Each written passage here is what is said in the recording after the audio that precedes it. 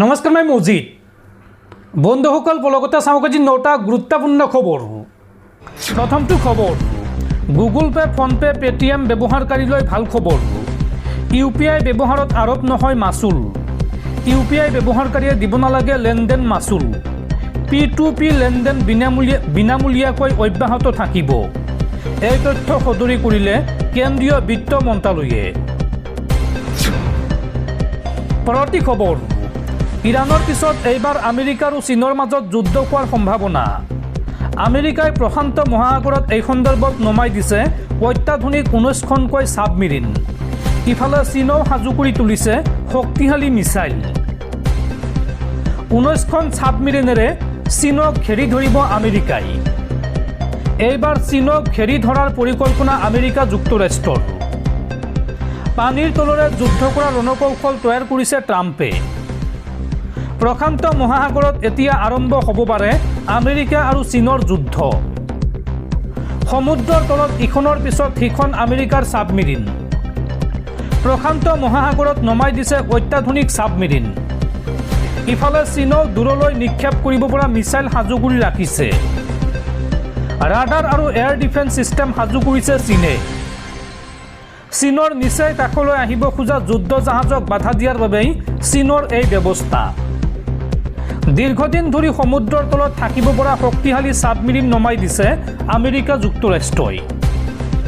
আমেৰিকাৰ এই ছাবমেৰিনক অতি সহজে ধৰিব নোৱাৰে শত্ৰুপক্ষই। আমেৰিকাৰ এই ৰণকৌশল দেখি চীনেও শক্তিশালী কৰি তুলিছে সামৰিক শক্তি। পৰৱৰ্তী খবৰ, সাৱধান ৰাজ্যবাসী। ৰাজ্যত পুনৰ বতৰ ল'ব কাল ৰূপ। আগন্তুক 24 ঘণ্টাত গুৱাহাটীত হ'ব ধাৰাসাৰ বৰষুণ, লগতে বজ্ৰপাতৰ সতৰ্কবাণী। এই সন্দৰ্ভত জৰুৰী সতৰ্কবাণী জাৰি ভাৰতীয় বতৰ বিজ্ঞান কেন্দ্ৰৰ।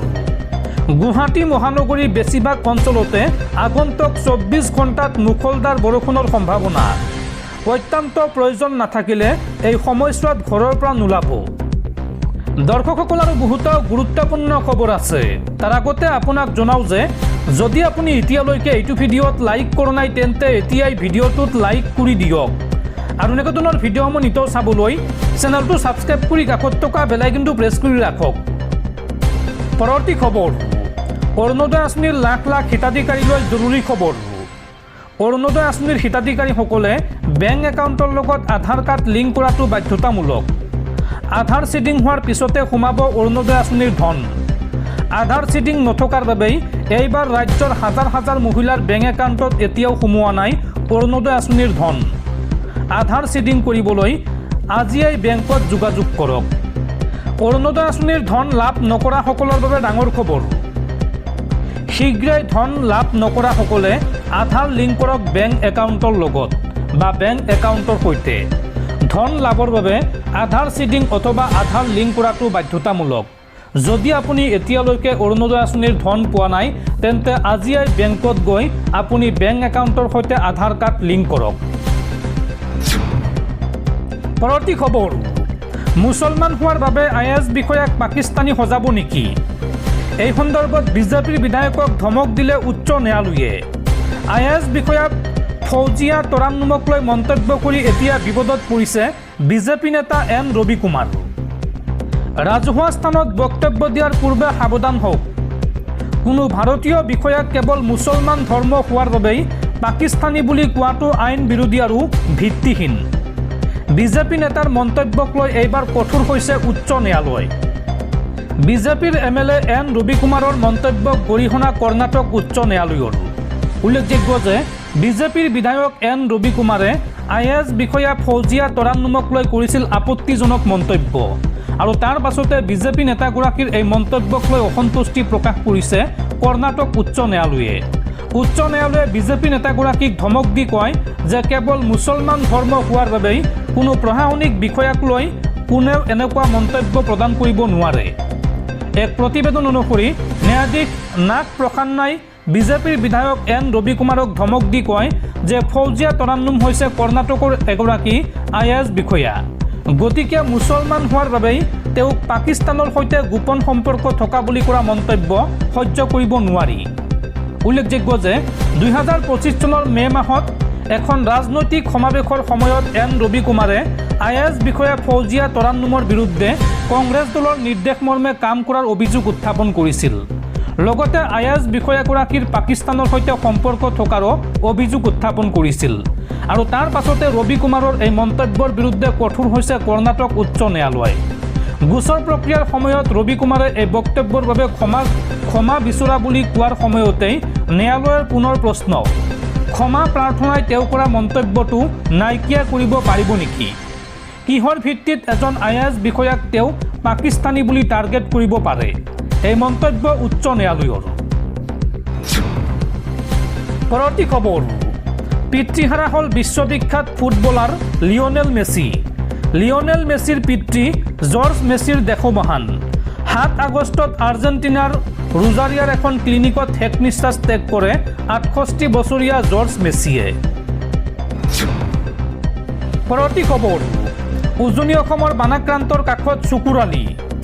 বন্যাত্মৰ দুখ দেখি শুকাই কান্দি উঠিল চুকুৰালি। ৰাইজে খাবলৈ দিয়া টকাৰে বন্যাত্মৰ বাবে পুতি দিলে দমকল। বন্যাত্মৰ বাবে যিমান পাৰে সিমানেই কৰি যাব বুলি প্ৰতিশ্ৰুতি দিলে চুকুৰালিয়ে। আনে কৰিব নোৱাৰা কাম কৰি দেখুৱালে চুকুৰালিয়ে। হাজাৰ তিৰস্কাৰ অপমানক একাষৰীয়া কৰি বানপীড়িতৰ কাষত আজি চুকুৰালিয়ে দেখুৱাইছে মানৱতাৰ উৎকৃষ্ট নিদৰ্শন। এটুপি বিশুদ্ধ খোৱাপানীৰ বাবে হাহাকাৰ কৰি থকা বানাক্ৰান্তৰ মুখত হাঁহি বিৰিঙাবলৈ দিনে নিশাই শ্ৰমদান কৰিছে চুকুৰালি আৰু তেওঁৰ সহযোগীসকলে। দমকল নিৰ্মাণৰ পৰা আৰম্ভ কৰি বানৰ পানী শুকোৱাৰ পিছত ঘৰৰ ভিতৰৰ পলস পৰিষ্কাৰ কৰালৈকে সেৱাৰ কামত ব্যস্ত হৈ আছে চুকুৰালি আৰু তেওঁৰ সৈতে যোৱা যুৱকৰ এটা দল। বান মানে কেৱল পানীৰ সোঁত নহয়, বান মানে কাৰোবাৰ ঘৰ, কাৰোবাৰ সপোন, কাৰোবাৰ জীৱন জীৱিকা মুহূৰ্ততে উঠুৱাই নিয়াৰ এক ভয়ংকৰ বাস্তৱতা। বানৰ পানী শুকাই যোৱাৰ পিছতো বন্যাৰ্তৰ দুখ কষ্টৰ যেন অন্ত নপৰে। বান শুকাই যোৱাৰ পিছতহে বন্যাৰ্তই সন্মুখীন হয় আচল সংগ্ৰামৰ। খোৱাপানীৰ সংকট, বোকা পলসত পোত যোৱা ঘৰ, নষ্ট হোৱা সা সম্পত্তি আৰু অনিশ্চিত ভৱিষ্যত, এই সকলোবোৰৰ মাজতে সংগ্ৰাম চলাই যাবলগীয়া হয় বানপীড়িত লোকসকলে। এনে কঠিন সময়তে মানৱতাৰ এক অনন্য নিদৰ্শন দেখুৱাইছে চুকুৰালিয়ে। এটুপি পানীৰ বাবে হাহাকাৰ দেখি থিয় হৈ থাকিব নোৱাৰিলে চুকুৰালিয়ে। বানপীড়িত অঞ্চলত উপস্থিত হৈ চুকুৰালিয়ে প্ৰত্যক্ষ কৰিলে এক হৃদয় বিদাৰক দৃশ্য। বানপানীৰ মাজত দিন পাৰ কৰা লোকসকলৰ সন্মুখত আটাইতকৈ ডাঙৰ সমস্যাসমূহৰ ভিতৰত এটা আছিল বিশুদ্ধ খোৱাপানীৰ অভাৱ। এটুপি পানীৰ বাবে হাহাকাৰ কৰিবলগীয়া হৈছিল বহু পৰিয়ালে। বানপানীয়ে বহু ঠাইৰ পানীৰ উৎস দূষিত কৰি পেলোৱাৰ ফলত খোৱাপানীৰ সংকটে অধিক জটিল ৰূপ ধাৰণ কৰিছিল।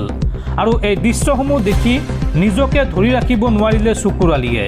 বন্যাৰ্তৰ অসহায় অৱস্থা দেখি শুকাই কান্দি উঠিল হাজাৰ তিৰস্কাৰ অপমান সহ্য কৰি অহা চুকুৰালিয়ে। কিন্তু কেৱল দুখ প্ৰকাশ কৰিয়েই ক্ষান্ত থকা নাই চুকুৰালি। হাতে কামে লাগিও সহায় কৰিছে বন্যাৰ্তক। বানপীড়িতৰ সহায়ৰ বাবে বহুজনে বিভিন্ন ধৰণে আগবঢ়াই আহে। কোনোবাই খাদ্য দিয়ে, কোনোবাই কাপোৰ কানি দিয়ে, কোনোবাই ঔষধ বা আৰ্থিক সাহায্য আগবঢ়ায়। কিন্তু সকলোৰে সামৰ্থ্য একে নহয়।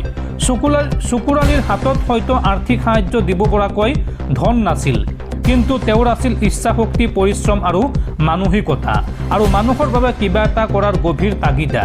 সেয়েহে টকা দিব নোৱাৰিলেও তেওঁ নিজৰ শ্ৰমকেই বানপীড়িতৰ বাবে উচৰ্গা কৰিলে। দিনে নিশাই বান বিধ্বস্ত অঞ্চলত শ্ৰমদানত ব্যস্ত হৈ পৰিল চুকুৰালি। নিজৰ লগতে আন কেইবাজনো যুৱকক লগত লৈ তেওঁ আৰম্ভ কৰিলে সহায়ৰ কাম, আৰু বন্যাৰ্তৰ বাবে নিৰ্মাণ কৰি দিলে দমকল। খোৱাপানীৰ সমস্যাক অগ্ৰাধিকাৰ দি চুকুৰালিয়ে বানপীড়িত অঞ্চলত দমকল নিৰ্মাণৰ কামত হাত দিলে। এটুপি নিৰাপদ পানীৰ বাবে হাহাকাৰ কৰি থকা পৰিয়ালসমূহৰ বাবে এই দমকল যেন আশাৰ নতুন উৎস হৈ পৰিল।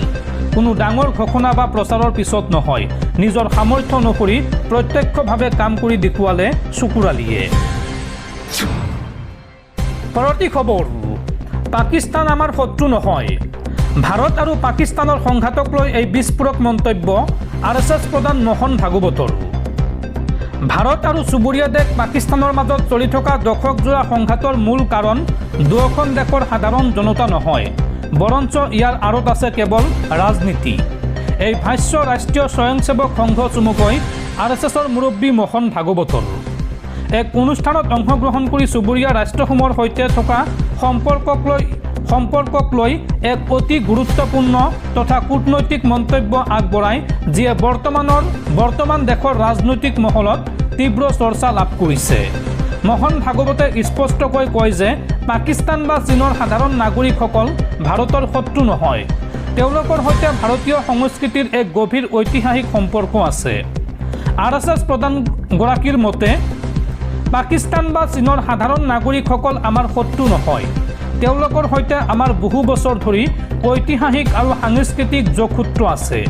যি বিবাদ বা সংঘাত দেখা যায় তাৰ মূল কাৰণ হ'ল ৰাজনীতি। তেওঁ ইংগিত দিয়ে যে ৰাজনৈতিক স্বাৰ্থ আৰু সাহসীয় মেৰপাকৰ বাবেই দেশসমূহৰ মাজত শত্ৰুতা আৰু উত্তেজনাপূৰ্ণ পৰিৱেশ জীয়াই ৰখা হয়। মোহন ভাগৱতে লগতে কয় যে কোনো এখন দেশৰে সাধাৰণ জনতাই যুদ্ধ বা অশান্তি নিবিচাৰে। সকলোৱে শান্তিৰে জীয়াই থাকিব খোজে। কিন্তু দুইখন দেশৰ ৰাজনৈতিক দল আৰু চৰকাৰে নিজৰ স্বাৰ্থ সিদ্ধিৰ বাবে সীমান্তৰ সংঘাতক ইন্ধন যোগায়। এনে পৰিস্থিতিত সাধাৰণ ৰাইজক শত্ৰু জ্ঞান কৰাটো উচিত নহয়। ভাৰতৰ বসুদ্ধ কুটুম্ব কম সমগ্ৰ পৃথিৱীখনে এটা পৰিয়াল। এই নীতিৰ কথা উল্লেখ কৰি তেওঁ কয় যে ভাৰতে সদায় চুবুৰীয়া দেশসমূহৰ সৈতে শান্তি আৰু ভাতৃত্ববোধৰ সম্পৰ্ক জীয়াই ৰাখিব বিচাৰে। ৰাষ্ট্ৰীয় স্বয়ংসেৱক সংঘৰ দৰে এটা হিন্দুত্ববাদী সংগঠনৰ মুৰব্বীৰ মুখত পাকিস্তান আৰু চীনৰ নাগৰিকৰ প্ৰতি এনে উদাৰ মন্তব্যই এতিয়া বিশেষ তাৎপৰ্য বহন কৰিছে। সাধাৰণতে পাকিস্তান আৰু চীনক লৈ দেশৰ ৰাজনীতি গৰম হৈ থকাৰ সময়তে মোহন ভাগৱতৰ এই শান্তিপূৰ্ণ আৰু মানৱীয় দৃষ্টিভংগীয়ে এক নতুন বাৰ্তা প্ৰেৰণ কৰিছে। এই মন্তব্যৰ পিছতেই এতিয়া বিভিন্ন মহলত আৰম্ভ হৈছে আলোচনা।